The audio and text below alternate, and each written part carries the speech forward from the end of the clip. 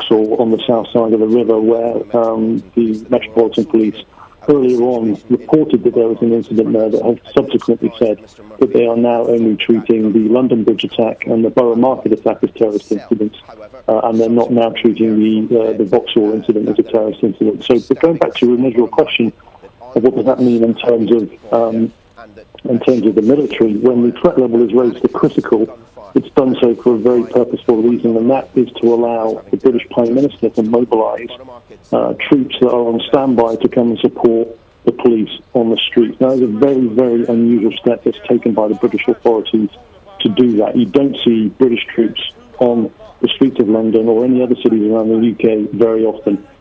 So those decisions aren't made lightly. The fact that it's now back at Seville means that the troops have been taken off. I think the important thing for the authorities is the intelligence. It's what we call the human intelligence.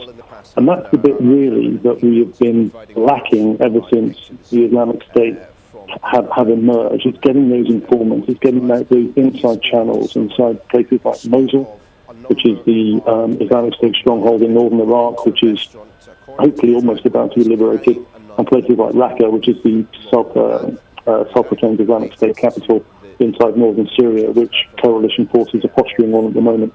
But I think the big questions we need to be answering ourselves is when we're looking at what's happening with military activity abroad. I think Libya is a good place to go, because the Islamic State were very prominent inside a city called Sirte in Libya, but they were driven out, and they were driven out into the desert. And when you look at the attacker, Salman Abedi of the Manchester attacks, he very much came from a Libyan descent. So I think the question for me towards analysis that and reporting that I've been going through certainly for the last 6 years, I've just come back from West Mosul myself reporting out there. The big question is that how does all this military activity that's occurring in Libya, in Mosul, about to happen in Raqqa, how does that all translate into a safer domestic environment? Dr. Gohel, we're hearing about Sirte here and the fact this was one of the last strongholds for Muammar Gaddafi before he died.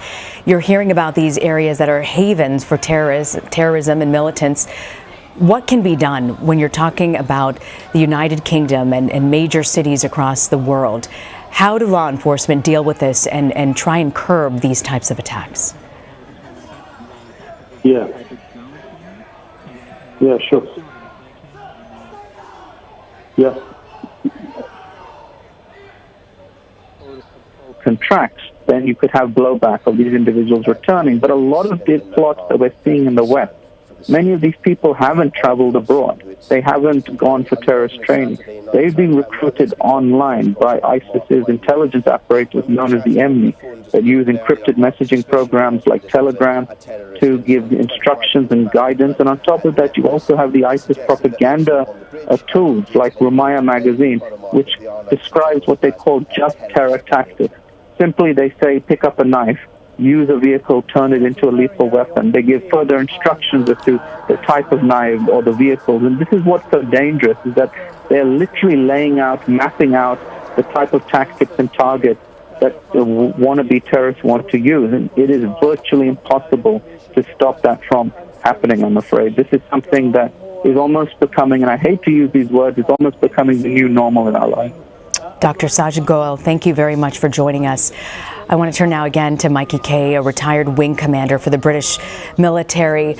Mr. Kay, you were talking about, we were just hearing from Dr. Gohel how difficult it is to sometimes intercept these communication that militants have amongst each other. How do you go about and foil these types of attacks when you're dealing with a group that might be very difficult to trace? Well, I think terrorism has been around for decades, if not centuries. I think what we're trying to struggle with now is that terrorism being underpinned by globalization hasn't. That's a very new phenomenon. And the big component within globalization is social media. It's the ability to film something and then put it up onto the internet very quickly, and then it becomes contagious. And that's where you get the radicalization effect. And I think what's really important to note here is that when you look at a lot of the ISIS chiefs, I was in Soleimania in Iraq last month filming for History Channel, and I got a very exclusive interview with the ISIS commander that was responsible for the Kirkuk attacks. And when you speak to these kind of individuals, I was inside his prison cell, but when I was talking to him, he was a very calm, very methodical man, and very direct and knows where the weaknesses are of Western governments. And the way that the Islamic State has leveraged social media and globalization is quite phenomenal. I think that's something that we as the West, in terms of a countering ability, are finding incredibly difficult to do. And a lot of these people, a lot of these Islamic State commanders, they're all very young, below the age of 30, very adaptable on social media, and becoming radicalized through social media channels. So it's incredibly hard. We haven't got our heads around that yet. If you're joining us now, we're following the breaking news out of London, where there were 2 terrorist incidents, is what the government's calling it, taking place tonight at about 10:30 p.m. local time. We have received word that bars and restaurants, even hotels, people wearing their nightgowns, were asked to evacuate the buildings. We are continuing to monitor this. We know that armed police have been sent to various vicinities. We saw video of people with their hands up in the air evacuating various buildings.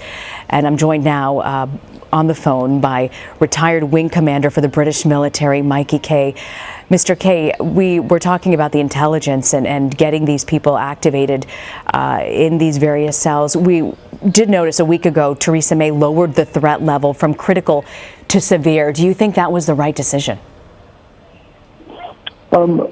I mean, the decision for the Prime Minister to do that will be based on lots of evidence and lots of advice from the intelligence communities, the 3 prominent intelligence communities inside the UK. GCHQ, which is the signals intelligence, the listening capability, it's the NSA equivalent, if you like. And then you've got MI5, which is the domestic intelligence agency, and then MI6, which is the foreign intelligence agency. So all of those people will feed in their intelligence through the Joint Terrorism Centre, and they will advise the Prime Minister accordingly. So, I think with that decision, the decision of severe being there's an attack highly likely, and then raising it to critical means it's imminent. The fact that they reduced it again meant that the intelligence agencies were fairly comfortable with the situation. Now, I think it's really important to point out there's a spectrum of threat when it comes to terrorism groups, namely the Islamic State, but Al-Qaeda in the Arabian Peninsula. We've seen these attacks last July, the Nice attack, which was a 19-ton truck that ploughed through people in Nice in the south of France. We've seen the ability to weaponize vans on the Westminster Bridge on March the 22nd. We don't know that this is definitely terrorism tonight, but we know that the Metropolitan Police are treating them as terrorism incidents. So, there's a van tonight that was involved. So there are various levels of capability, from an individual that has become radicalized online that has decided to take a van or a truck and weaponize it, all the way through to something like Charlie Hebdo attack, which was the first Paris attack that happened in January, and then there were the Paris attacks that happened the same year in November. Those type of groups where you have individuals that are traveling all the way to Syria, to Iraq, and in France's case, there's a big jihadist problem coming from North Africa as well. But when you have individuals that have gone to these places, become radicalized, but also battlefield hardened, and not just battlefield hardened, but with knowledge and experience on how to use weapons, how to source weapons, and then becoming very involved with Islamic State core, those incidents can be pretty deadly as well. But we've got to be careful about to what level individuals are responsible or involved with the Islamic State, to what level individuals are just acting upon, certain components of being radicalized, or, to the other end of the spectrum, actually having gone to Syria and been involved in it for, months or years, and now coming back because the Islamic State are losing territory, coming back into the country, and then kind of using their skill sets to affect some sort of terrorism act. So there's a huge spectrum here that we need to be aware of, and we can't sort of paint it all with the same brush. And that's what's so difficult for intelligence authorities to try and ascertain is that if it's a terror cell, then, yes, the attacks will be more deadly, but with a terror cell also there are potential links, whether it's people traveling across Europe into Syria, where intelligence authorities can pick them up, or signals intelligence, where they can listen into communications. When it comes to the lone wolf type attacks, that's much harder for the intelligence agencies to get a grip of, because usually there's a lack of communication. So it'll just be an individual kind of becoming, infected online, and then they decide to do commit these atrocities without too much communication, and that makes it hard for the intelligence authorities to pick up what's called signals intelligence. Yeah, certainly those lone wolf attacks, police say, always so difficult to pick up on. If you're joining us now, we are seeing reports from the Sun newspaper saying up to potentially 7 people feared dead in the London incident. They're also saying that 2 attackers near London Bridge were shot dead by armed police. Again, this is coming from the Sun newspaper in London. We are continuing to follow this. Theresa May calling this incident in London today, these multiple coordinated attacks, terrorism. The threat level was lowered about a week ago. We also know that just in a matter of days, this evening tonight, Theresa May was in fact campaigning, because in a matter of days they are expecting to hold elections in London on Thursday, June 8th. This is something that the country has been bracing for. We've spoken to political experts tonight saying that they are fear that likely this could impact the elections, even as something as simple as just decreasing voter turnout, because people are afraid to come to the voting polls. We are continuing to monitor this situation. I want to ask you, Mr. Kay, as you're joining us now, you were talking about the communications. When you speak to law enforcement and intelligence officials, what are they the most concerned about right now when it comes to Europe and terrorism? I think you just have to look at what's happened in the very recent past. From Westminster to the Manchester attack to potentially what's happened this evening. It's literally an ability for an individual that hasn't had much communication with Islamic State core or a terrorist organization's core, and it's the difficulty in trying to intercept and anticipate something that's going to happen next, especially when it comes to weaponizing things like vehicles. I mean, not everyone, but a significant part of the population have a vehicle. So to try and understand how and when a motive of weaponizing something like that is going to occur, it's really, really difficult. What I would say though about the Brits is that terrorism isn't a new thing to the British public. The IRA, the Irish Republican Army, terrorized Britain for decades, ever since the 50s and 60s. They hit Birmingham, they hit London, they hit Manchester. And they created havoc. But the Brits have grown the resilience to sort of dealing with this. The Brits also, London got absolutely leveled during World War II, to the point where, you just would not recognize the city. It was completely gone. Or most of it was completely gone. So they hardened resilience there by the Brits that, they will keep on going with a lot of determination. I think one of your previous guests would have said that it might affect, the turnout for the elections that are occurring on Thursday. I mean, from my personal experience, I don't think that will happen. I think, the Brits will come out and the Brits will make a point that they won't be affected by this. I mean, clearly, there are elements of society that will have cause to think, and I think we saw that the Metropolitan Police put out over on Twitter some guidance, about running and hiding. So I think people are sort of trying to think outside the box a little bit and unconventional about how you reassure people that it is okay to carry on your normal lives. But terrorism isn't something which is new to the Brits, and I think that I think the big question that we've got to be answering ourselves, especially when there's an election coming up, is what is the government going to do to try and protect domestically the UK? And I think the big question for me that I've been answering is that especially when I was out in Iraq last month, I was speaking to the head of the Kurdish counter-terrorism group, and I was asking him, what we should be looking at now is what happens after Mosul, what happens after Raqqa. And his advice and his experience with is that once the Islamic State lose their territory, which they've got in Mosul and Raqqa and they've lost in Libya, they're going to go underground. So they'll go into the desert, they'll go into places where there is lack of governance, and they will operate in a sort of very Al-Qaeda-esque type way. And I think that's going to be even more difficult for the intelligence authorities to try and keep our handle on, because at the moment the Islamic State have territory.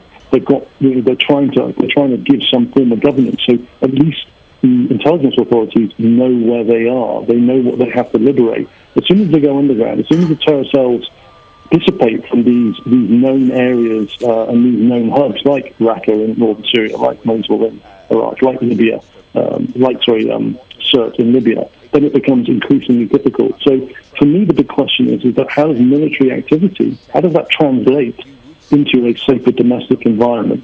And it's a multi-layered approach. There's all sorts of things you can look at. You can look at how do you target this through cyber? How do you target it through social media?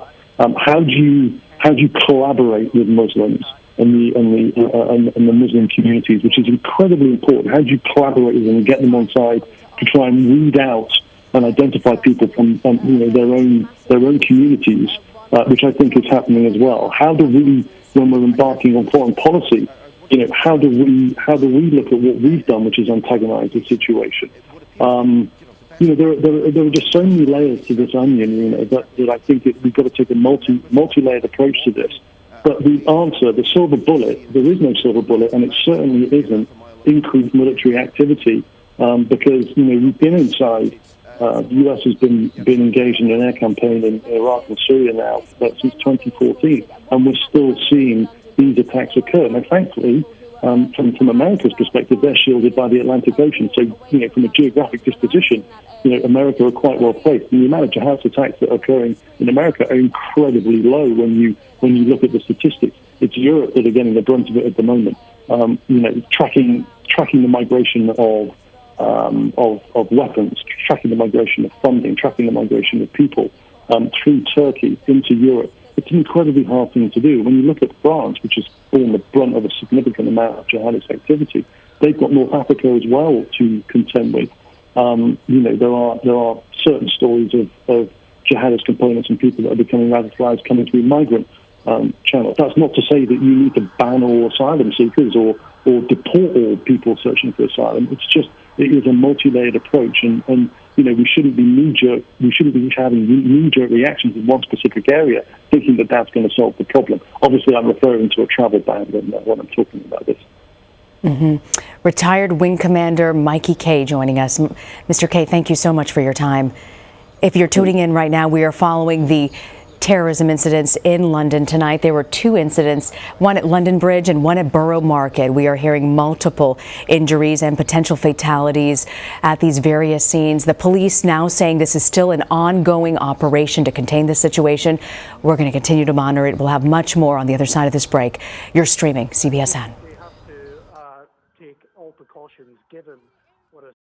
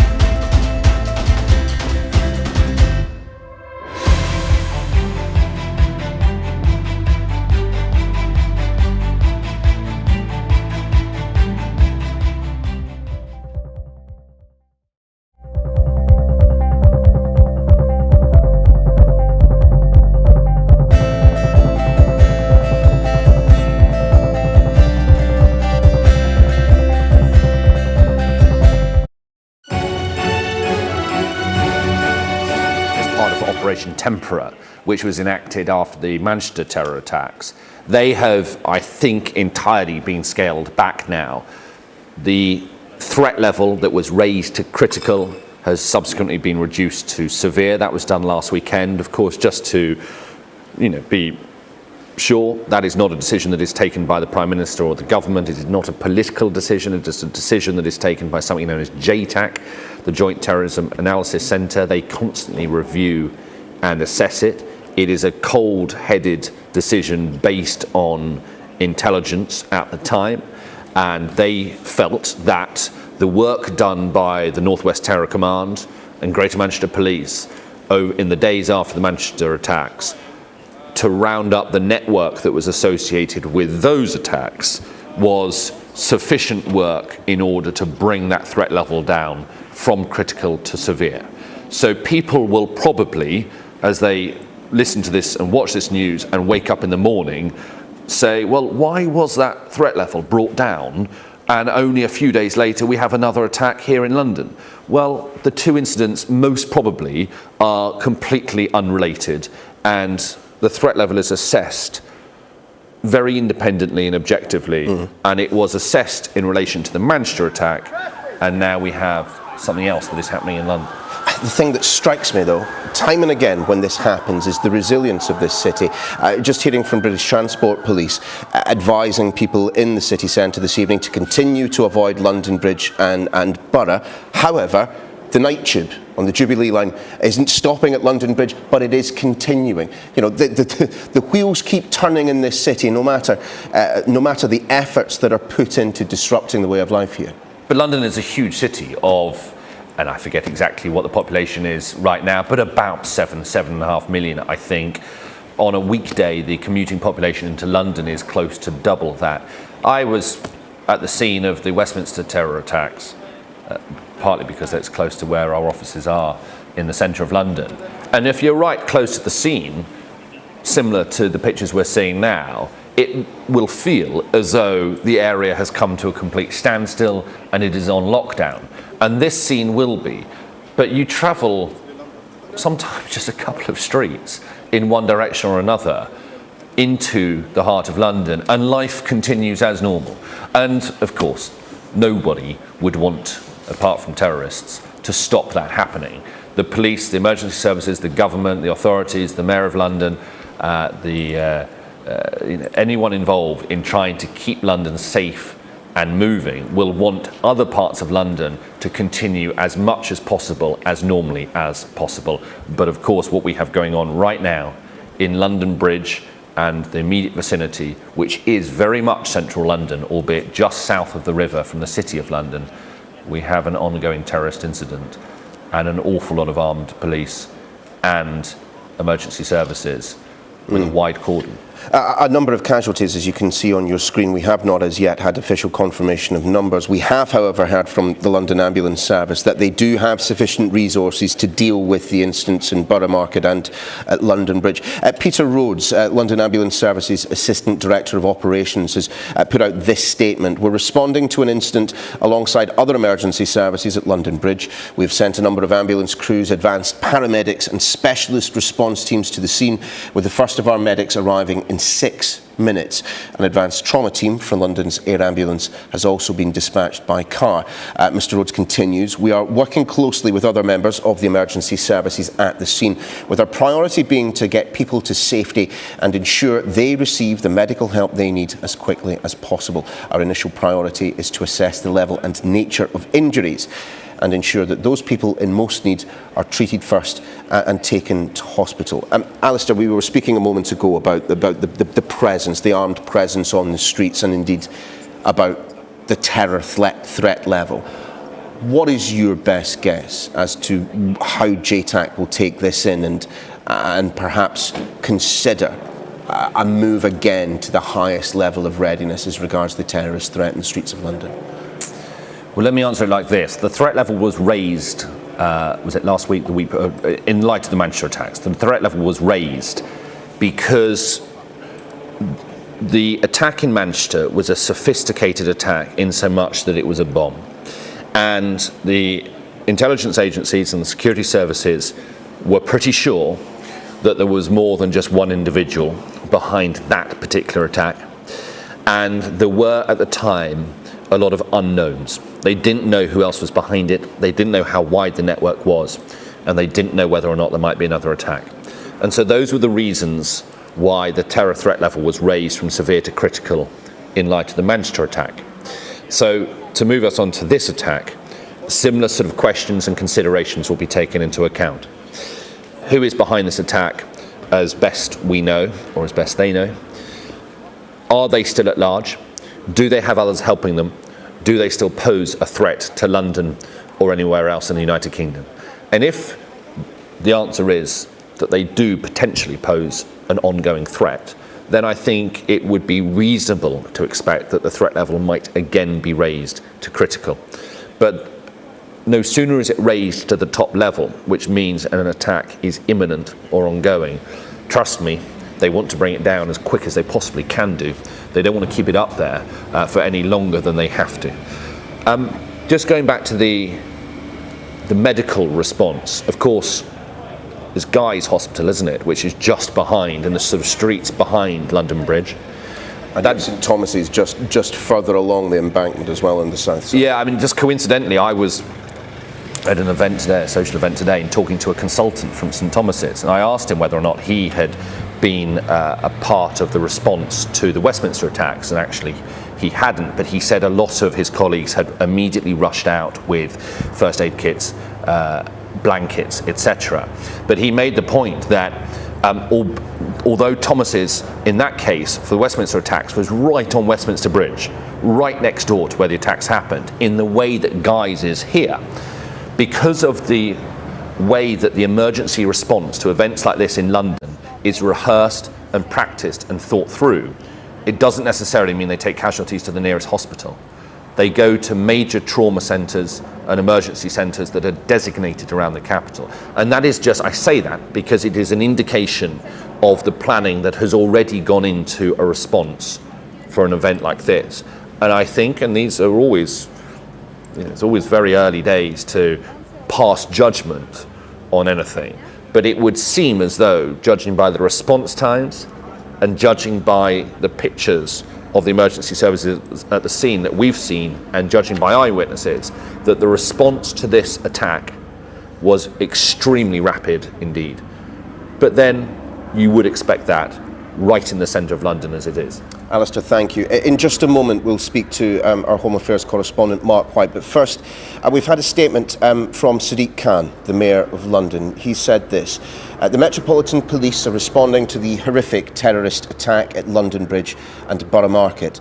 My thoughts are with everyone affected, and I'd like to thank the brave men and women of our emergency services who were first on the scene and will be working throughout the night. The Mayor of London continues: I'm in close contact with the Met Commissioner and senior officers, and I'm being kept updated on all developments. I will be attending the government's emergency meeting later this morning.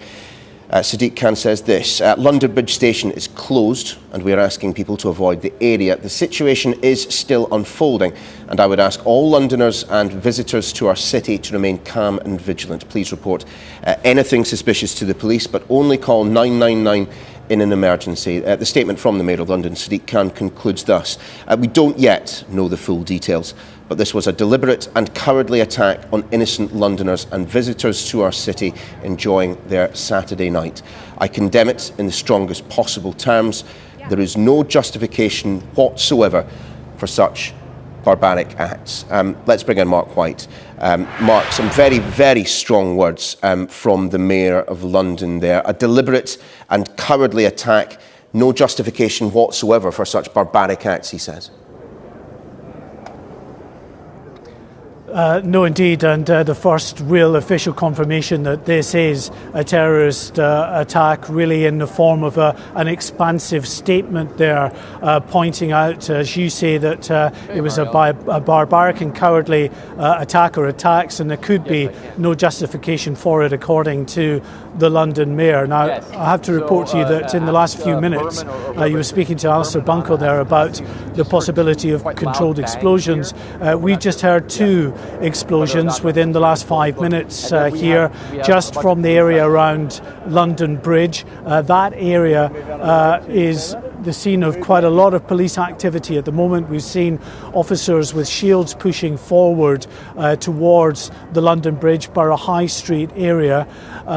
We heard these explosions. Now, it's possible, yes, that they could be controlled explosions, but a couple of explosions together like that, and coming also on the back of other reports a little bit earlier of explosions, to me it sounds like it's more likely that they could be the kind of distraction devices, the stun grenades that are used by armed officers when they are pushing forward to confront armed suspects, the kind of devices that we've seen used in some of the raids up in Manchester following the Manchester Arena attack there, where armed police entering a property, fearing that people could be there and armed and about to fight back, throw in these distraction devices to try and dominate the situation and gain control of a scene. We don't know at this stage if all the suspects have been accounted for. The police have not said that. All they have put out actually is a very interesting tweet to followers, the Run Hightail message that they put out in the event of mass gun shootings has been put out by the Met, urging people to run, to hide if they can, and to tell people, if it's safe, to tell people to call the emergency services. So clearly we're dealing with an incident where, as far as the police in putting that message out are concerned, there are still suspects at large. The information that we have, we understand that at least one suspect may have been subdued. There are reports that someone was shot by armed police, and again there are pictures that are circulating on social media that show an individual lying on the ground with what appears to be canisters attached to his torso. That picture, it's not been authenticated, but it is widely circulating now on social media. As I say again, showing someone that the picture purports to be a suspect lying on the ground with canisters attached to this alleged suspect's torso. So still, from what we can gather, more than 3 hours after this incident unfolded, it still is an active incident with two crime scenes, one at Barra Market, which is just around the corner from where I am, the other at London Bridge, which is again a short distance away from Barra Market itself. And all of the time we are told that more resources are arriving here. They just sporadically sort of clear us out of the way, just on occasions to allow these vehicles to go through. And as you can see, these are public order officers, reinforcements that have been brought in probably from other London boroughs.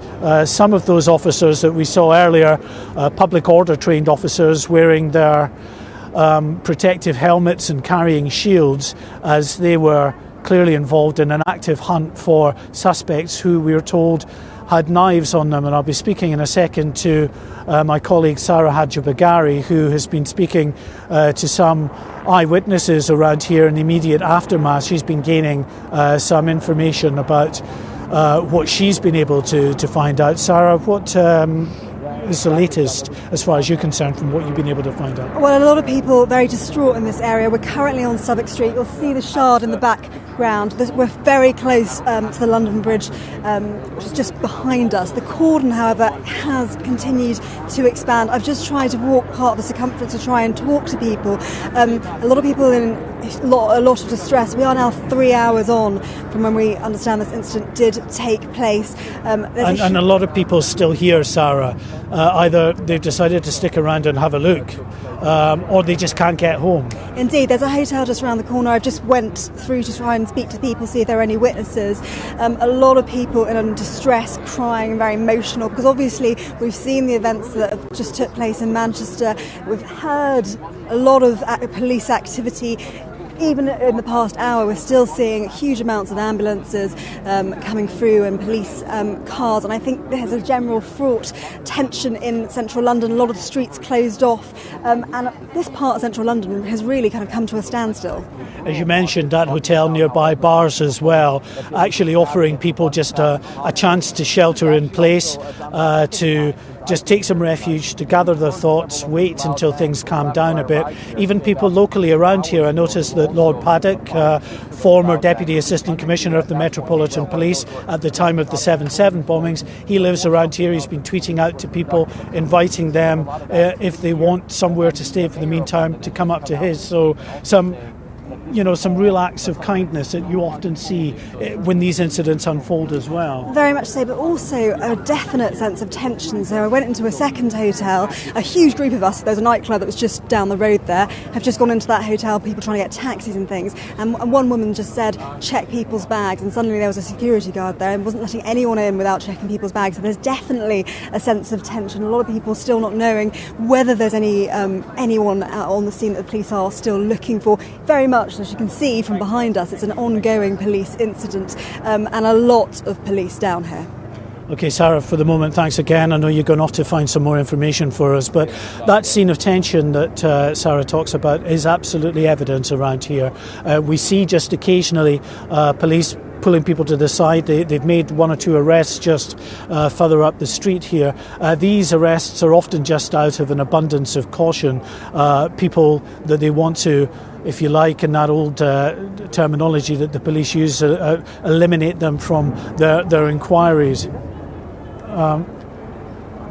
Just hearing more sounds of explosions just a bit further up the street there, probably a bit too far in the distance for you to make out. But as I'm just going to pop to the side because some more police reinforcements are coming through and heading up now towards that area, up towards Borough Market and London Bridge, the scene of what was another sound of a blast there. As I say, my guess is, rather than controlled explosions which are being carried out by bomb disposal teams, that it sounds more like the kind of distraction devices, stun grenades that the police use when they're pushing forward to try to confront armed suspects. And we know in terms of these suspects that they were armed at the very least with very large knives. These horrific reports that have been emerging from more than one source about this white transit van that, after it careered into people across London Bridge and came to a halt at that point, the back doors opened and at least 3 people emerged from that van carrying these large knives and then began stabbing people, not just on London Bridge, but there was this other incident. We don't know if that was involving the same group of people or whether it was a different group of people, but that was also, we're told, involving a multiple stabbing incident where people were, at least one suspect, pushed forward into a restaurant. He was repelled back by customers in that restaurant bar area, throwing glasses and anything they could at them. The police arrived on scene as well. So still very active, the scene around London Bridge here, judging by the explosions that we can hear and the police activity that continues apace.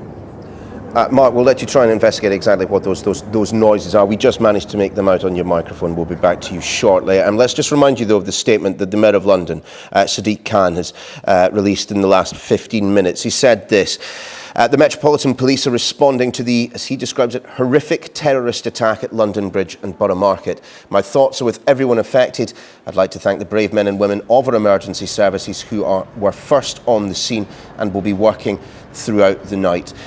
He carries on. The situation is still unfolding, and I would ask all Londoners and visitors to our city to remain calm and vigilant. Please report anything suspicious to the police, but only call 999 in an emergency. He concludes thus: we don't yet know the full details, but this was a deliberate and cowardly attack on innocent Londoners and visitors to our city enjoying their Saturday night. I condemn it in the strongest possible terms. There is no justification, according to the Mayor of London, for such barbaric acts. We are not yet 4 hours from the first calls made from London Bridge to the emergency services, but already we have had a number of stories of of strangers opening their doors to tourists caught up in events in and around Borough Market. We know of one pub which has opened its doors to the temporary residents of a hotel who've been evacuated with some concern for their safety. And of course, the lifeblood of London. The black taxi drivers have also been telling their tales. We spoke with one earlier on who told us about two passengers caught up in events in and around Borough Market. I picked up some passengers. There was 2 passengers. Apparently they came out of the Black and Blue restaurant, and how they described it to me was they were preventing the guys from getting into the restaurant. She actually knew that there were bad people, basically, and possibly they tried to break in. Yeah, they tried to break in, absolutely. She managed to hold the door for a few seconds, but then I think they're overpowered. So they managed to escape from the rear door, possibly saving a good 20 people's lives, as they mentioned whilst I took them home. They all managed to get out the back. They managed to get out the back. And then that's when they came up to me. I took them to Streatham. How did they seem when you picked them up? They were in, it was so difficult. They were in shock. Shock as if, you can just judge by their face. It was just, she was almost in tears as well, both of them.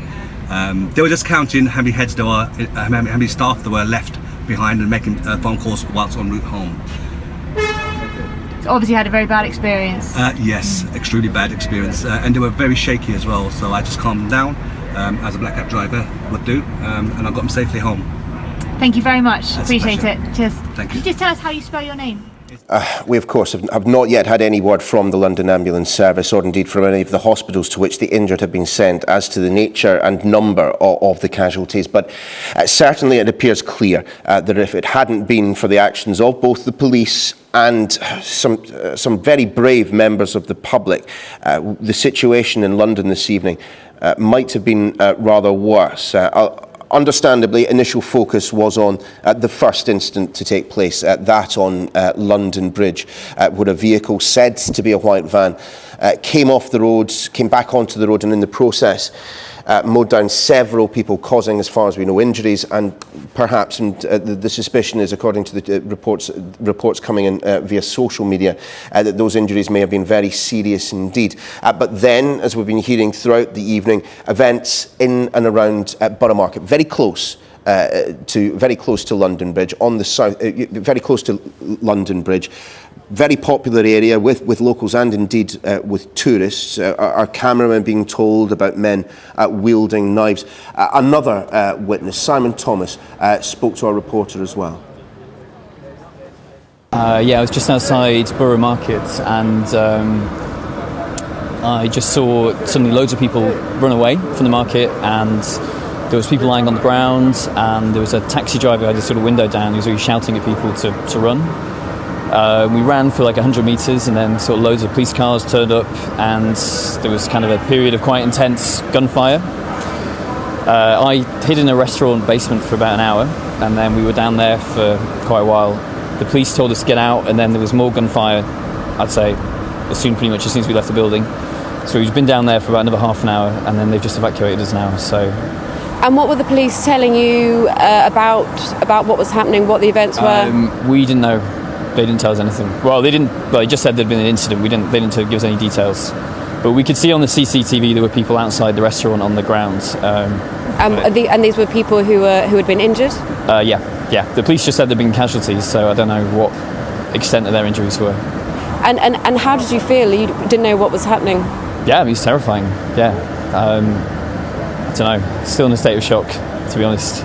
And we just saw the police escorting people coming out from that area with with your hands on your head. Why was that? To be honest, I don't know if anyone actually told us to do that, but everyone else was doing it, so just kind of started doing it as well. But yeah, I'm not sure why.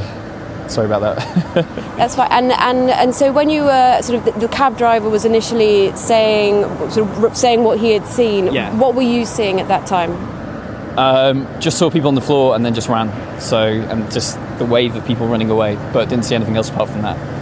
And are you able to say sort of how long after you had seen that cab driver, seeing people lying on the floor, did you start hearing gunfire? Can you sort of estimate how long that may have been?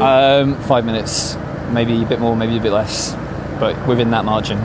And how many people were crowding in this, you described being in a basement? How many people? It was about 20 of us, about 20 people, yeah. And were people sort of looking on their phones? How were you finding out what was happening? Yeah, people were looking on the phones, but the news was a bit slow to kind of catch on. But yeah, people checked Twitter and rang relatives who then sort of checked on news websites, and it slowly came through.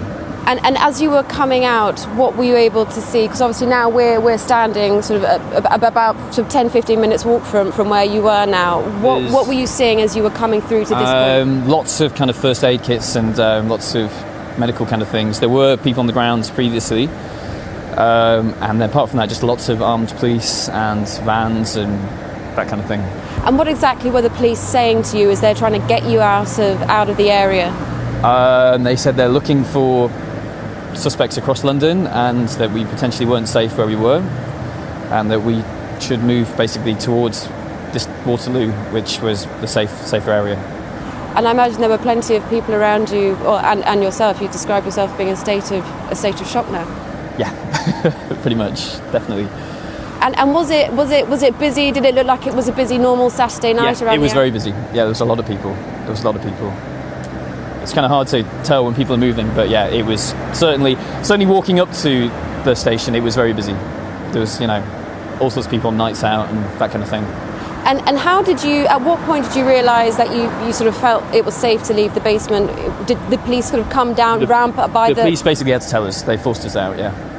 So they came into the restaurant? Yeah, and they said it was not safe to be there anymore.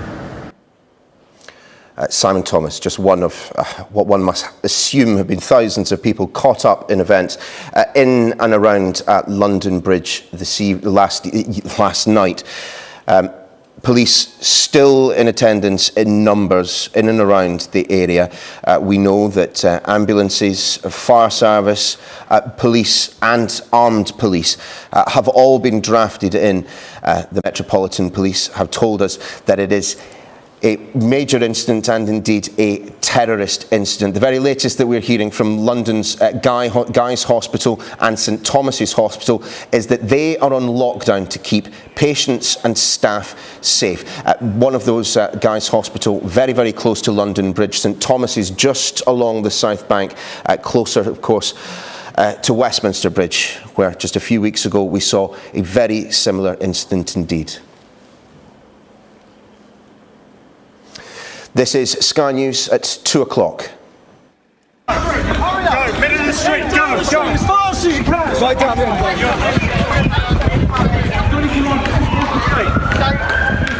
Terrorism has once again hit the heart of London. Multiple casualties are feared in twin attacks near London Bridge. People flee in their hundreds as a van hits pedestrians. Men have reportedly got out and stabbed people with knives. Everyone was running. I've never seen anything like it.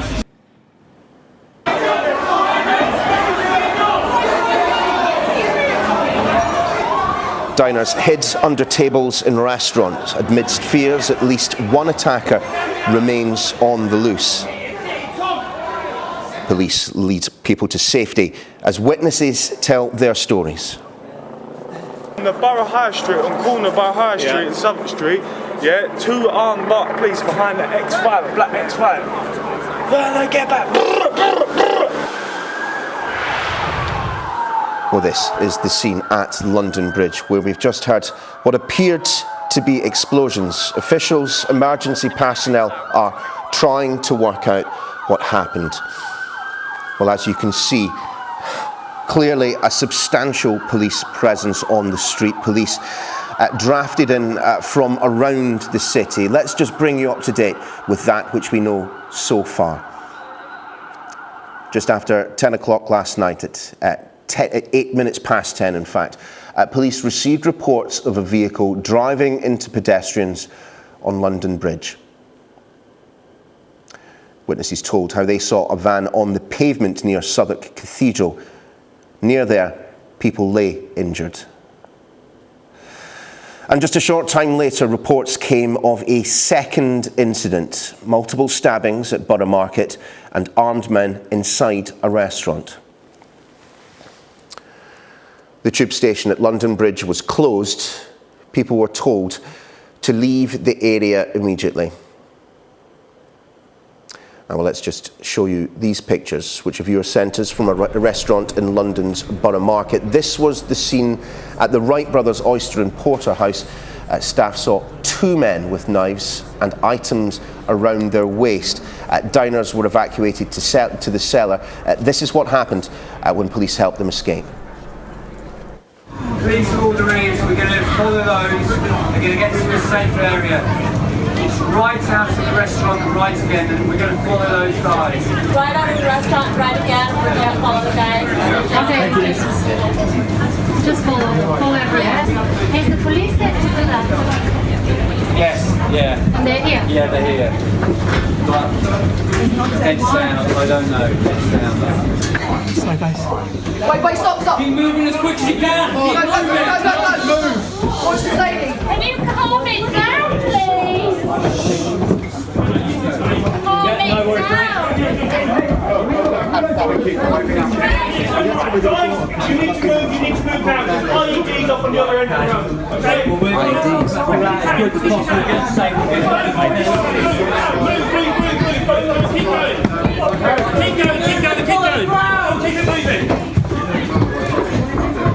Up to that officer, turn right. Come up to that officer, turn right. Up to that officer, turn right. Guys, thank you. Okay.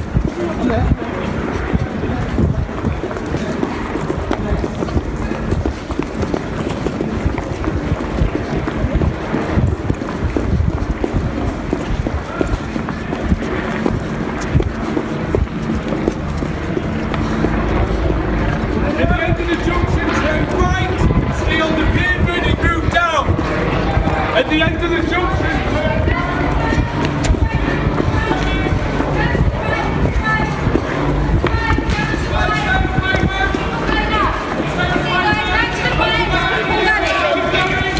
Keep going down. Stay on the right area. Keep going. Stay on the pavement. Just on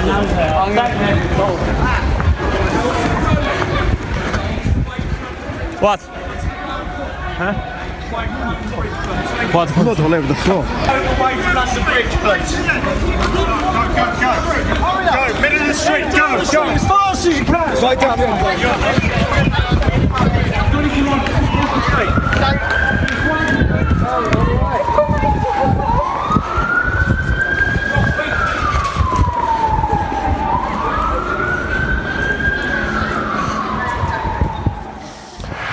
Well, as you can see, Sky's Jason Farrell is just outside the police cordon at London Bridge. But first, let's speak to our Home Affairs correspondent, Mark White. And Mark, just give us an idea of the scale of the operation that's taking place on the streets of London this evening. We discovered at around about 25 past midnight that the police were treating the incidents on the bridge and in Borough Market as terror-related. Yes, this is a huge police and emergency service operation here. We can hear the buzz of the helicopters above us as this, we believe, is still an active search for at least one or more terrorist suspects. We are pushed back now quite a bit from London Bridge itself and Borough Market, which is just further up there around the corner, and every so often another fleet of police vehicles arrives to reinforce and begin or continue with that search operation. We've heard in the last half hour a number of explosions that have come from further up the street towards the area of Borough Market and London Bridge that sound to me like they may have been the kind of explosions that you associate with distraction devices that the police use, stun grenades that we saw being used on more than one occasion in the aftermath of the Manchester Arena attack, where armed police were entering property and wanted to subdue those that they felt could be armed and pose a potential threat to them. The operation itself, as I say, is still ongoing. What we know so far in terms of how this incident unfolded was that initial incident involving a white transit van on the bridge, London Bridge itself, which knocked down a number of people there. Now, we're told from multiple eyewitnesses that when that transit van came to a halt, the doors opened and at least 3 suspects got out of that van armed. One, we're told, with a machete, others with very large knives, and began stabbing people in that area. We have seen some photographs that have just emerged on social media within the last half hour or so that are now being widely circulated that purport to show one of these armed men on the ground having been subdued or incapacitated in some way by police officers. And in that photograph, it's difficult to make out, but it would appear that there are objects that look as though they've been strapped around the torso of this individual that might corroborate these reports of canisters having been strapped around at least one of these attackers that emerged from that transit van. We're aware, of course, of this other incident that unfolded at Barra Market, where again reports of people being stabbed. What we don't know at this stage is whether that was the group of people involved in the incident in London Bridge, which is very close in geographical terms to where Barra Market is, whether it may have been the same group of people moving away from that scene and creating another scene of attack, or whether it was a quite different group of people. But that incident also very horrific in nature. Reports coming out of attackers going into pubs and restaurants. In one pub, the customers in the pub were picking up objects like beer glasses to throw at these attackers to try and repel them. So as I say, still an ongoing incident, and with me is Sarah Hadjibagheri, who's been here for the last few hours as well, trying to piece together what's been happening.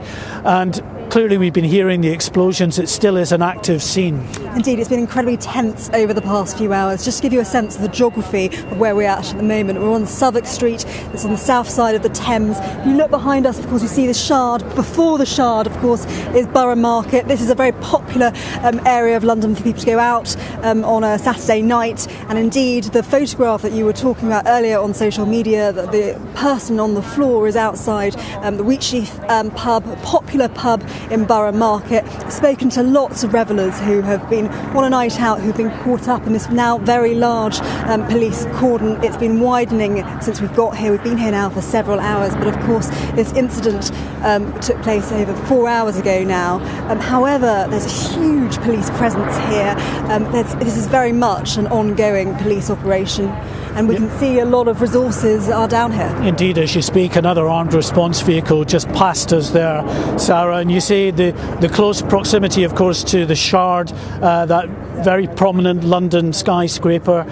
Early reports that we had, of course, indicated that one of the incidents unfolding was at the Shard, but you can see just by how close it is to where we are that it was probably linked in, not the Shard itself, but Borough Market. So that scene, we don't know if the suspects are still holed up around there, but the sounds of these explosions, possibly extraction devices, would certainly lead us to believe that police are clearing out an area using these devices as they go. And people here, they're quite bemused, some very frightened and not really knowing what to do, because transport links are pretty much affected by this as well. Indeed, I came from North London 3 hours ago, and getting here, and many of the streets and bridges across London have now been closed. The cordon is quite substantial. I've been walking around trying to find witnesses to speak to. Lots of the local hotels and restaurants, people are inside trying to find out what's happening, trying to get out of this area. A lot of panic when you speak to people because, of course, of what we saw just in Manchester just so recently. There's a real sense of panic in this part of central London. Yes, and this now obviously confirmed by the London Mayor as terrorist attack or terrorist attacks in terms of 2 locations here. The latest in a line of terrorist attacks. We are still at a terrorist level of severe. It went up to critical. We don't know if it may rise again to critical depending on whether these suspects are at large or whether they believe there may be others out and about. But I think what was quite telling is that police put out this information on their Twitter feed, this run, hide, tell instruction to people. Indeed, and I think that to some extent has caused this sense of panic across London. So we're now quite far back. You can see where the Shard is. Just before that is Borough Market. But people here really in a state of distress, especially when you can hear those blasts. We've heard between us 5 blasts in the past 40 minutes or so. And for a lot of people, they haven't heard those kind of noises before. Obviously, you've covered these kind of events before, but it's quite startling when you hear them. And because of the level of police presence down here, the amount of streets that are being closed off, I think there's real fear in London tonight. Well, you can't blame people for that, obviously, in light of what's happened here. And the police, they just want to ensure that people have the right information, so you can't blame them for that either. But hopefully at some point, thank you very much for the time being, Sarah, hopefully at some point the police will come through with some more information as to what they believe the situation to be with regard to the multiple suspects that we know were involved in this incident in the early stages, and whether they have now all been accounted for, because clearly this is hugely important in terms of how we go forward here. There's a massive armed operation still ongoing here, but if there are suspects still at large, there are all kinds of ramifications for the potential for other incidents. We don't know where these people would go, whether they have... Marina Ninen at CBSN. We are following the ongoing coverage right now in London of 2 terrorist attacks that took place. The attack, one happened at London Bridge at about 10:30 p.m. local time, and another at Borough Hall, not far from London Bridge. We do know that the police are continuing to respond to this situation. It unfolded, as I mentioned, at 10:30 p.m. I want to bring in Mikey Kay, who's a retired wing commander for the British military. Mikey, we noticed a photo that had been circulating of a man strapped with canisters to his body. I want to see if we have that image and if we can show it to you right now. What's believed to be potentially the attacker. I want to show you this image and get your sense. What are you seeing here? Is this a potential suicide bombing attack that was thwarted? Hi, Rin. Yeah, can you just confirm? I can't see the screen at the moment. Can you just confirm if the picture's up? The picture is up right now, and what we're seeing is a man on the ground with canisters strapped to his body. So there's a couple of really interesting points about this. I think firstly you can actually see a man in the foreground who is looks like he's got what's called DPM trousers on, which are destructive pattern material. They're kind of associated with soldiers' uniforms, desert as well. I think you're referring to the man at the top of the screen there. There's a man crouching over, and then you might not be able to notice a body on the ground. I think that's what you're referring to, right? Exactly, yes. I'm referring to the guy who's nearest to the screen. Oh, nearest to the screen, okay. Yeah, on the ground. And then what you can see is canisters strapped around his lower abdomen. Now, what's interesting about that is that the canisters seem to be fairly ununiform, so they're not the same. And it also appears that those canisters have some sort of what I call gaffer tape or duct tape, silver duct tape, which has been wrapped around them. I think then if you come further up the body, on the individual's left forearm, you can see what looks like blood. And then if you follow the forearm down to his elbow, you can see a pooling of something underneath him, which again might indicate that was blood having been dismobilized through potentially a gunshot wound. If you then look to his right arm, the right arm looks disfigured in some way. There's very unnatural bend. Yes, there is. Which you can see. It's not his wrist. It's too long to be his hands. I think that's potentially quite interesting as well in terms of how this individual has been neutralized. So I think there's a couple of interesting points there about what that individual attacker. If you look then across the street, it's a little bit harder to gauge what that person is wearing or if they've got a suicide vest on or not. But what I think's interesting about the whole notion of of the suicide vest, and we don't know that this is. It's important to say that we don't know that this is a suicide vest. It appears to be canisters at the moment, but the whole notion, the whole idea of striking, a perception that it's a suicide vest to the layman, when this individual is potentially, launching at them with a knife, it's very hard to make a quick judgment call as to what was in. So, the suicide vest it's an enigma. The whole idea of what the Islamic State call a martyrdom operation is an enigma to your layman, to your average Westerner. People don't quite understand why someone would want to take their lives, why someone would want to blow themselves up. So even if this isn't a suicide vest, and we don't know that it is, it strikes that kind of fear into people. Now, what's really interesting about the Manchester attack is that the evidence so far indicates that was a holdall that was placed inside the indoor arena. Now, the fact that the individual Salman Abedi was caught up in that explosion led the security forces to indicate that might have been a suicide attack. But on a Max news agency, which is the Islamic State's supposed social media sort of outlet, they didn't claim it as a martyrdom operation.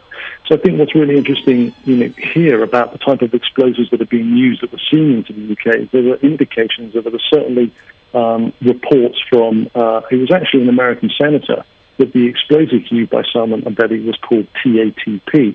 And what that stands for is triacetone triperoxide.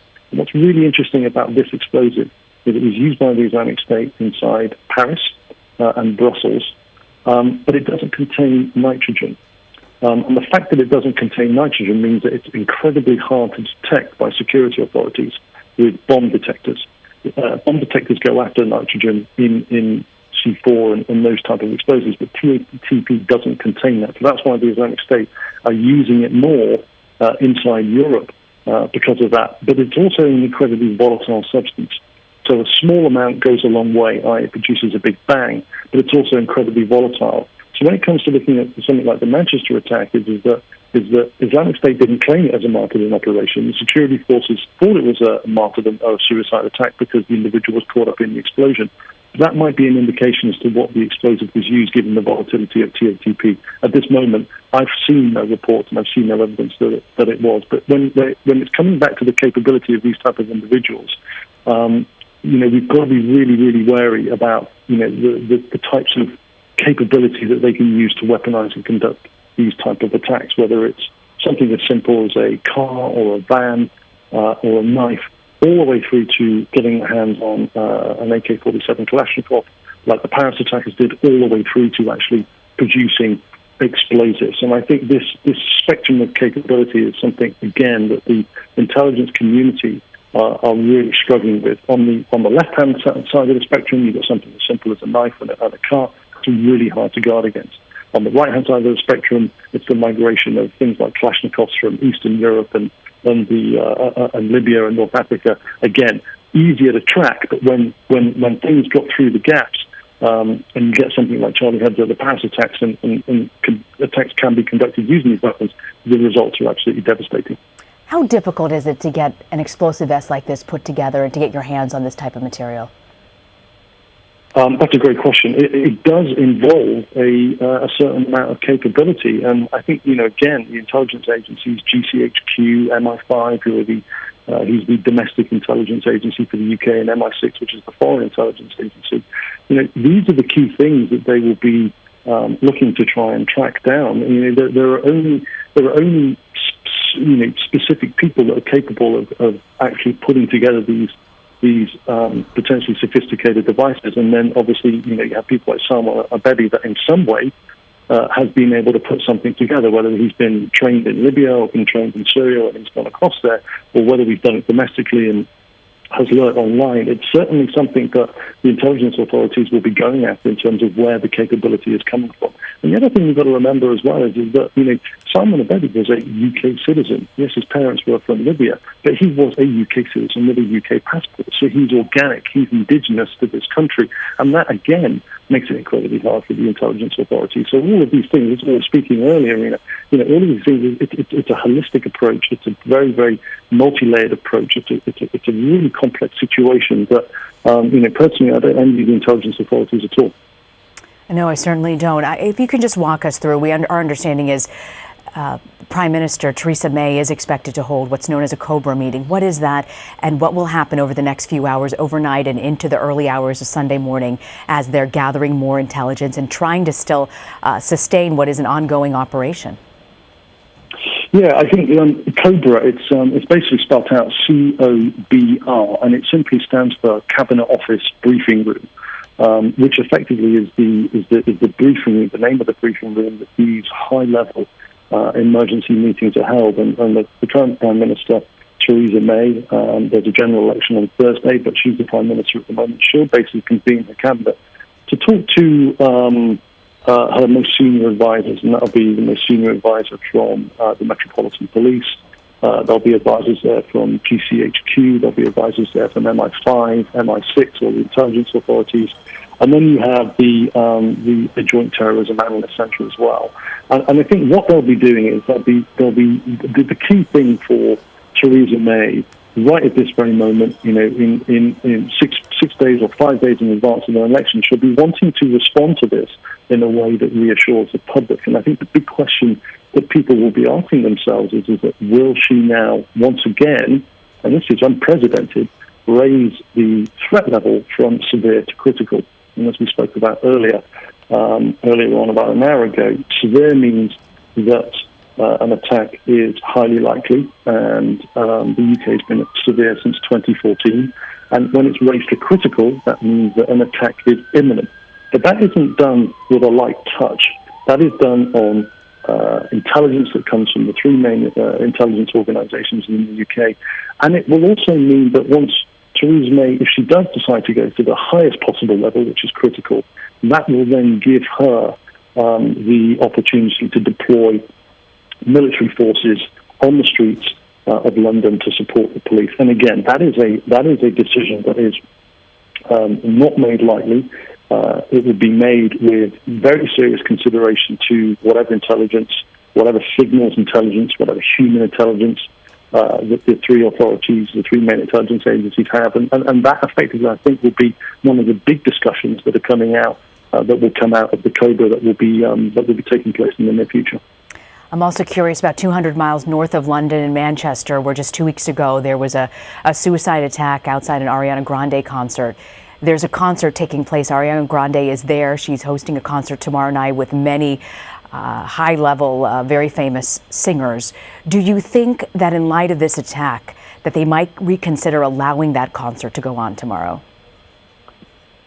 I certainly think the question will be asked, absolutely rightly so, the question will be asked. But I don't think, again, it all depends on the type of intelligence that is uncovered between now and tomorrow. And I think, the authorities will be looking very clearly. I think that's another great question. I think that is probably a decision that will, or certainly a consideration that will happen in the Cabinet Office Briefing Room emergency meeting that will be happening.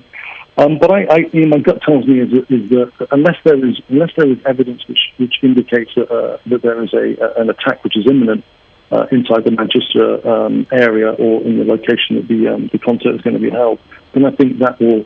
I think the first decision is that they will look to bolster the security around that area and let the concert go ahead. But if there is obviously something very specific about an attack on that specific location, then I think the authorities will have to make a decision which will be in the best interest of the people that are attending the concert. Retired Wing Commander for the British military, Mikey Kay. Thank you for joining us, Mr. Kay. Thanks, Rhea. If you're tuning in, we are following the ongoing coverage in London of two terror attacks. The first taking place about 10:30 p.m. on London Bridge. The bridge closed in both directions, and another one at a nearby market not too far from London Bridge. We are continuing to monitor the situation. I want to take you back now to our sister station, Sky News, for more coverage live from London. couple of young women I spoke to had jumped into a stranger's car to arrive on the other side of the bridge, and they had seen 2 wounded people lying on the ground, and they said someone else covered in blood when I spoke to them on that side. We later saw a number of people, potentially 100 people, being escorted by police over the bridge, and they were evacuated from a Premier Inn, which is not very far from here. Some of them had been caught up in the incident earlier, had gone back to their hotel, some little children there, just wearing whatever they could throw on, and they were there. The police had apparently gone round knocking on all the doors of the hotel and asked them to evacuate that hotel. Not quite clear what they were looking for in there, but they wanted to do a search of it. So a lot of people quite scared and confused who we've spoken to so far tonight. Tamara, thanks very much indeed. Tamara just saying that she's close to Southwark Bridge. In fact, we've been speaking to a number of witnesses throughout the evening, all of whom have been trying to provide as much information as possible to try and illuminate events in a city that has, in one part at least, ground to a halt. One of the very first that we spoke to was actually very close to where Tamara is standing. His name was Tony Murphy. He told Sky News that he heard a long period of heavy gunfire before he believed the police had arrived in numbers. I'm actually military, and about half an hour ago, preceding all the problem, I have a flat which is adjacent to Southwark Bridge, so London Bridge is across the way, and in fact there was tremendous gunfire which started. I thought at first it was fireworks, but then I recognised it was significant gunfire, and that was the first instance, and only afterwards, very rapidly, because I'm on Upper Thames Street here, then the emergency started about 10 minutes after, but the whole incident started with gunfire, and it was significant gunfire. It went on for quite a few minutes, which other people would have thought it was fireworks, but of course I recognized it immediately. So, I mean, that was the precipitating cause. And after that, the whole shooting match of ambulances and police and what you're seeing on the television screen at the moment, but I was worried about it, and in fact I texted my family to say there was gunfire even before this started.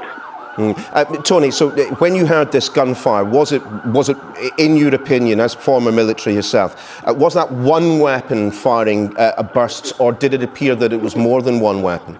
Well, there was rapid fire, because that's why I thought it was fireworks at the time. There was quite significant, it went on for quite a significant amount of time, sufficient for me to get out of the chair and have a look through the window to see if it was fireworks. And it was still going on, so it happened for a while. But that was before there was any police response, which took about 10 minutes, because they all passed my flat along Upper Thames Street, which I saw them, and the helicopter was in fact, the responses were unbelievably fast, including a helicopter. So, Tony, roughly what time did you first hear that burst of gunfire? That was, I lose track of time. It would have been about over half an hour ago, 40 minutes ago. It was the police came about 10 minutes afterwards, when they were on the scene passing with all the first police to go. Would have been about 10 minutes after I heard the gunfire. Tony Murphy speaking to me less than an hour, frankly, after the incident on London Bridge, which we know has led to several casualties. The fear is that it will have led to some fatalities. That has not yet been confirmed by the emergency services, but frankly, people are waiting for that now. London, parts of London at the very least, for the time being on lockdown, as it once again deals with a terrorist attack on the streets of the capital. We'll be back in just a couple of moments.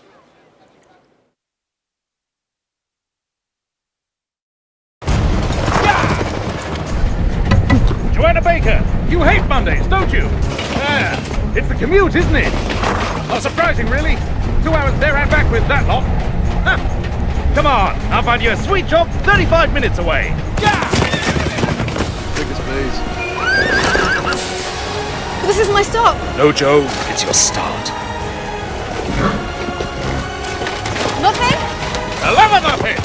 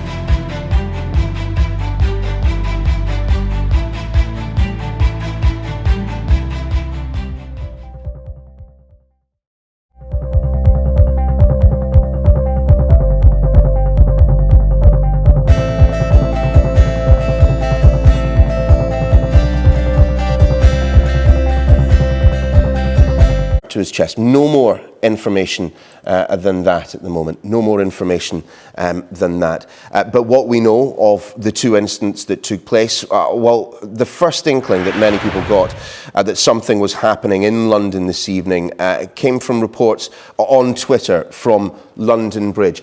Will Hiven works for The Spectator magazine. He was in a taxi on London Bridge in the immediate aftermath of what we now understand to be an incident in which a vehicle was driven deliberately, it would appear, into pedestrians, causing injuries. Here's what he told me shortly after we began to hear that something untoward was happening in London this evening.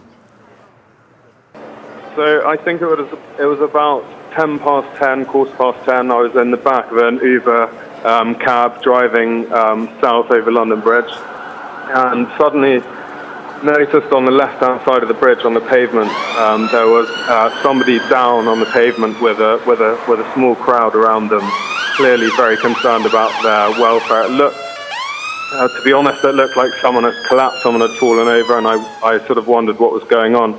We drove a little bit further southwards across the bridge and noticed that there was another person on the right-hand side of the bridge who was also not on the pavement this time, but in the road itself.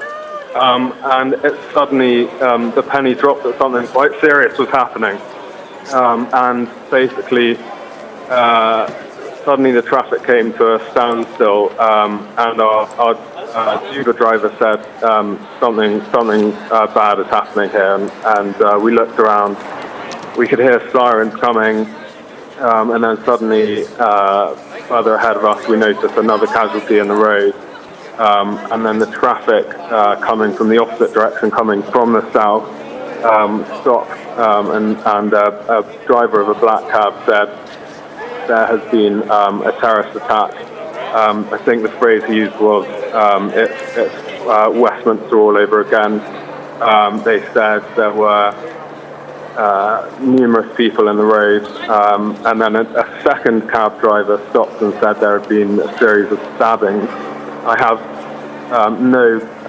I didn't see that myself, so I can't confirm that, but those are the reports that we heard. I certainly saw people who looked as if they'd been run over. Will, from what you saw, and of course you saw someone injured as you were driving south on your side of the bridge, you then saw someone injured on the other side. In your mind, is there any possibility that this just could have been an accident? No, I don't think it was an accident, and I think I would say, particularly judging from the response to the emergency services, it was clear that something very serious was going on. So we stopped. After we'd seen all of that, we stopped in standstill for a few minutes, and I turned around, and behind me, very soon after that, I saw two policemen get out of a BMW 4x4, and they were holding machine guns, and they were putting on helmets.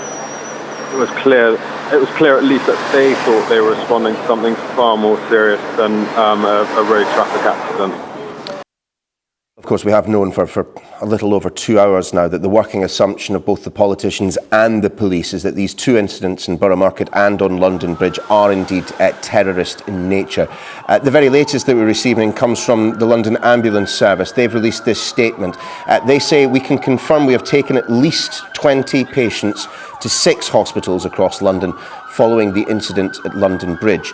We have also treated a number of people at the scene for less serious injuries. We've declared a major incident and continue to work closely with other members of the emergency services. Our priority is to ensure patients receive the medical help they need as quickly as possible."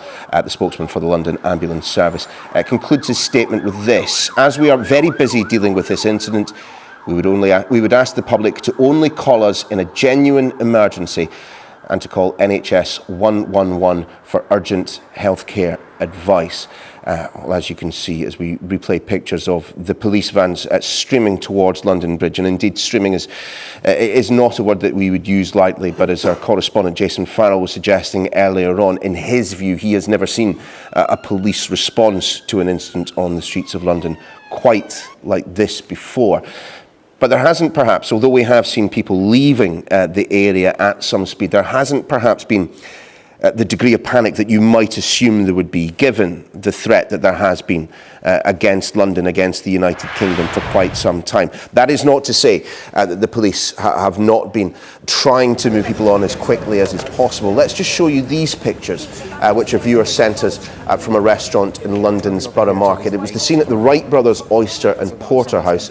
Now, staff saw two men with knives and items around their waist. Diners were evacuated to the cellar. This is what happened when police helped them escape. Police order is we're going to follow those. They're going to get to a safe area. It's right out of the restaurant and right again, and we're going to follow those guys. Right out of the restaurant, right again. We're going to follow the guys. Okay, just follow everyone. Has the police said to do that? Yes, yeah. And they're here? Yeah, they're here. But heads down, I don't know. Heads down. Sorry, guys. Wait, stop. Keep moving as quick as you can. Go, move. What's the lady? Can you calm it down, please?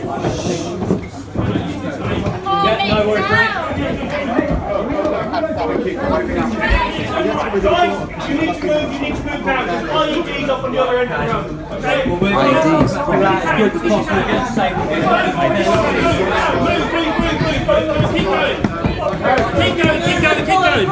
Keep it moving. Up to that officer, turn right. Go up to that officer, turn right. Up to that officer, turn right. Guys, thank you. Okay.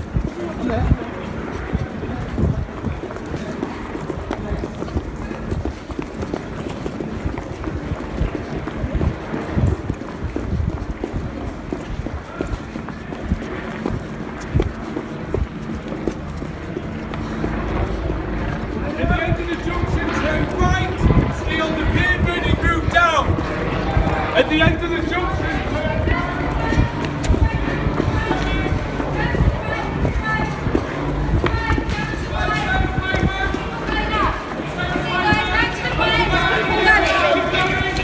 Keep going down. Stay on the right area. Keep going. Stay on the pavement. See, just on now.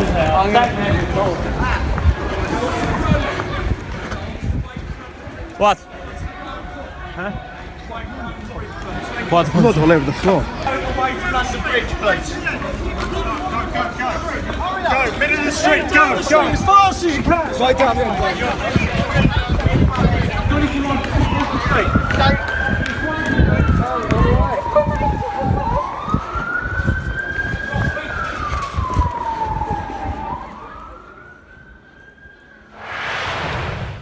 Well, it will come as no surprise, given the ongoing police operation in and around London Bridge that we hear from the Metropolitan Police and indeed the British Transport Police, that London Bridge will remain closed during the night.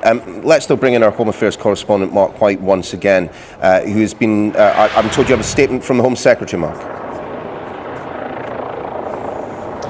Yes, that's right. Amber Rudd has just issued a statement on these terrorist attacks as we get confirmation that 20 people have now been taken to 6 hospitals across London for various injuries. Amber Rudd has just said this was a horrific attack in the heart of our capital city, targeted at people enjoying their evening with friends and with family.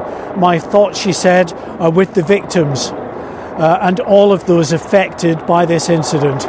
As ever, she said, in difficult and traumatic circumstances, I'm extremely proud of our emergency services who responded so swiftly and those who will work tirelessly as the investigation into this appalling incident continues. And I've just spoken to Scotland Yard within the last few minutes as well, trying to get any kind of an update really on the status of the suspects involved in these terrorist incidents. They have not been able to confirm to us that at this stage all of the terrorists have been accounted for, so we have to go on the original advice that they put out some time ago now to the public, which was run, hide, tell. That is the advice for those caught up in mass casualty attacks, to run if they can, to hide, of course, from the danger if that's at all possible, and to contact the emergency services if they are in a safe position to do so. That was the original advice that went out, and there's nothing that's come from Scotland Yard since then. As I say, I just spoke to them a few minutes ago to ask them whether all of the terrorist suspects have now been accounted for, and they were unable to confirm that that is the case as yet. But what we can tell you in terms of the ongoing incident is that some 20 people with varying degrees of injuries have now been taken to 6 hospitals across London, and we know that those injuries included traumatic injuries from being struck by vehicles, and also stab injuries from those terror suspects who emerged from that van, we understand, and then launched a sustained knife attack on people just on the south end of the bridge, and then further along the road at Borough Market. Well, with me is Sarah Hadjibagheri, who's been with me for quite some considerable time now, gathering information around here. And really, although we are in the very early hours of the morning, it was a busy Saturday night, and many of these people are still here. We're hearing about people who are effectively trapped, locked into pubs, which you might think is welcome on a Saturday night, but not under these circumstances, Sarah. Indeed, just to give you a sense of the geography of where exactly we are at the moment, we're on Southwark Street. If you look behind me, of course, the Shard, one of the most iconic buildings in London. Just before the Shard, closer to where we are, is Borough Market. Just to give you a sense of that geography. This part of South London, we're south of the river at the moment, very popular in terms of nightlife, lots of bars and clubs. In fact, we have seen a photo circulating on social media where we see an assailant on the floor outside the Wheatsheaf pub, a popular pub in Borough Market, and I've been speaking to lots of people who have been caught up in what is now a very large police cordon. It's been expanding over the past couple of hours. A huge amount of police resource has been coming to this part of London, and we've seen ambulances and police cars coming here for the past several hours. And now what's happening, of course, is that people are really effectively stuck around here. A lot of the streets are closed off. The main bridges back across to north of the river are closed. And so I've just been speaking to people who are stuck in local bars and hotels, who are just desperate to get home and absolutely terrified, because over the past hour or so we've heard a series of blasts which have been quite startling. And I think for a lot of people, having seen what happened in Manchester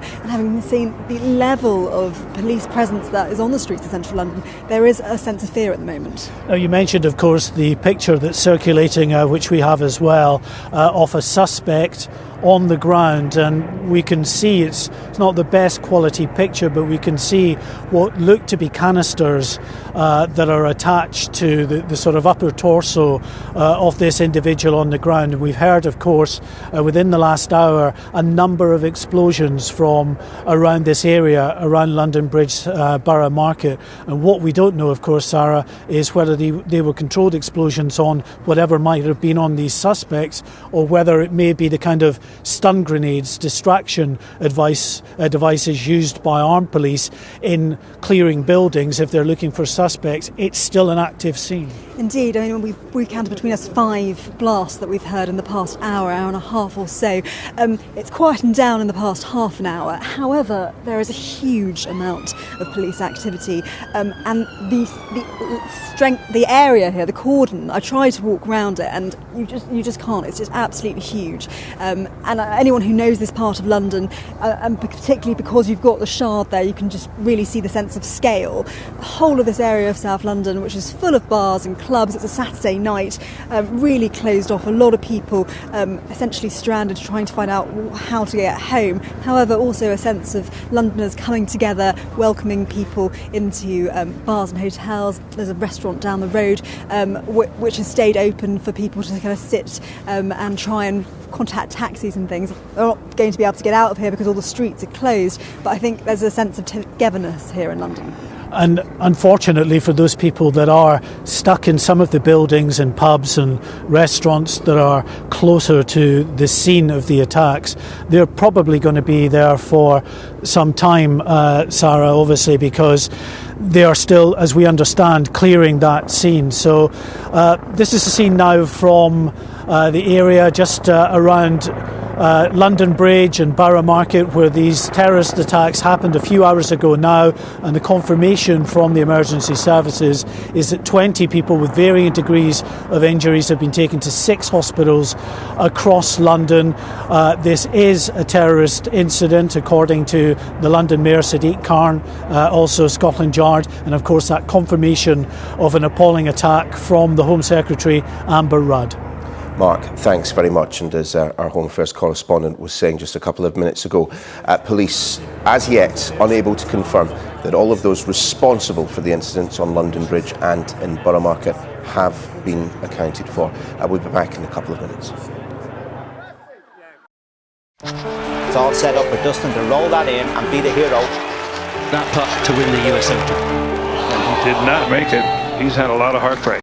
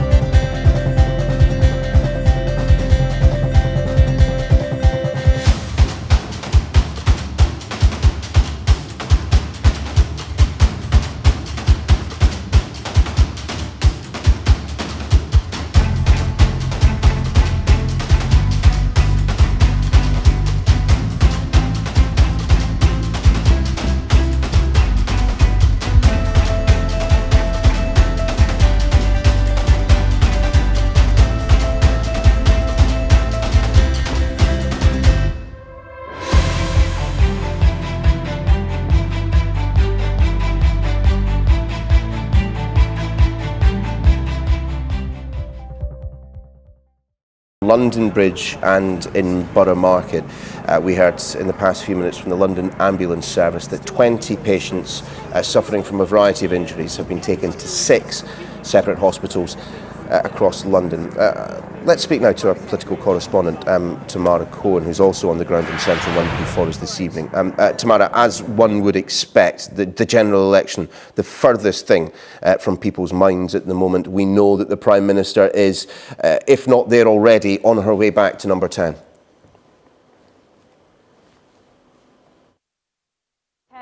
Jeremy Corbyn has returned to London this evening anyway after a day of campaigning, and we very much expect that in the next few hours the political parties will cancel their campaign events for tomorrow. Of course, we were only 4 days before polling day. It was very much the final push for both parties. Theresa May was due to be campaigning in London tomorrow. Jeremy Corbyn was due to be in the West Midlands, followed by the North East. I can't imagine that any of that will happen. Instead, the Prime Minister will, of course, be chairing Cobra with senior members of Cabinet and the security services. And we've already had a number of the party leaders expressing their horror about what the events of tonight. We've had a response in from Sadiq Khan, the Mayor of London, saying that this was a deliberate